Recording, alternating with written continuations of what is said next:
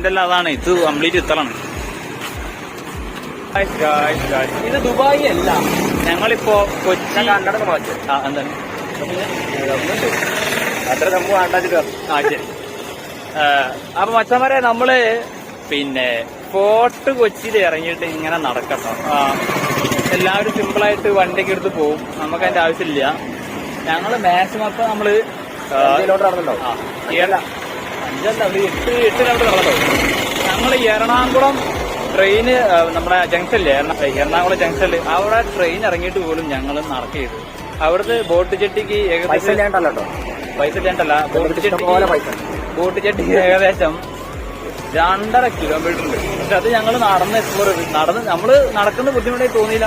കാരണം ഒരുപാട് സ്ഥലങ്ങൾ കണ്ടു. മഹാരാജാസ് അല്ലെ, പിന്നെ ബീച്ച്, ഡ്രൈവിന്റെ കുറച്ച് ഏരിയ, അങ്ങനെ നടന്ന് ഞങ്ങളിതാ പോകുന്നു.